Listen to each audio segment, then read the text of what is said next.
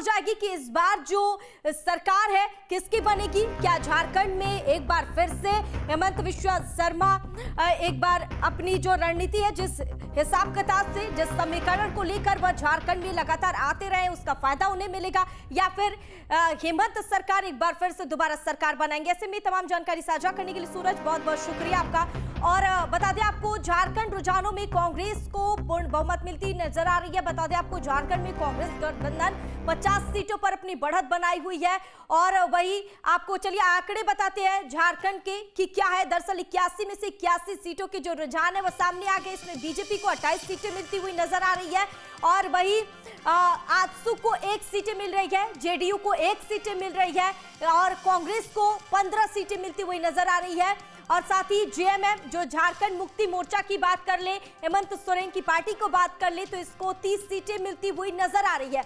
और ऐसे में अन्य के खाते में 2 सीटें जा रही है, आरजेडी को भी इसमें 5 सीटें मिल रही है। और यह झारखंड विधानसभा चुनाव को लेकर आप तक तमाम हम अपडेट पहुंचा रहे हैं। सुबह से ही रुझान सामने आ रहे हैं, लगातार मतगणना के पल पल अपडेट न्यूज स्टेट आपके साथ साझा कर रहा है। ऐसे में बीजेपी को 28 सीटें मिल रही है, आजसू के खाते में 1 सीटें जाती नजर आ रही है।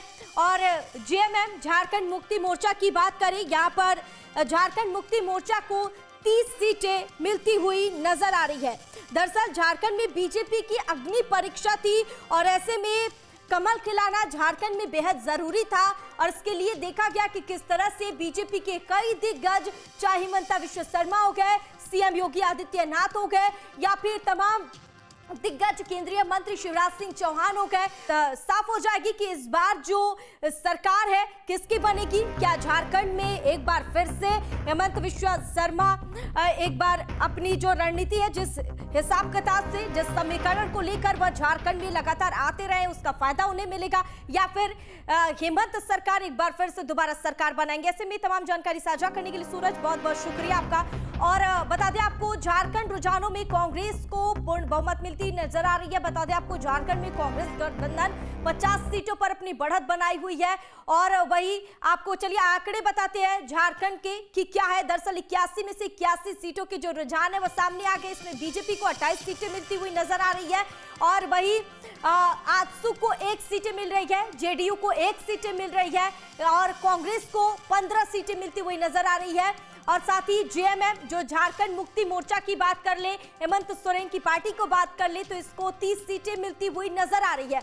और ऐसे में अन्य के खाते में 2 सीटें जा रही है, आरजेडी को भी इसमें 5 सीटें मिल रही है। और यह झारखंड विधानसभा चुनाव को लेकर आप तक तमाम हम अपडेट पहुंचा रहे हैं। सुबह से ही रुझान सामने आ रहे हैं, लगातार मतगणना के पल पल अपडेट न्यूज स्टेट आपके साथ साझा कर रहा है। ऐसे में बीजेपी को 28 सीटें मिल रही है, आजसू के खाते में 1 सीटें जाती नजर आ रही है। और जेएमएम, झारखंड मुक्ति मोर्चा की बात करें, यहाँ पर झारखंड मुक्ति मोर्चा को 30 सीटें मिलती हुई नजर आ रही है।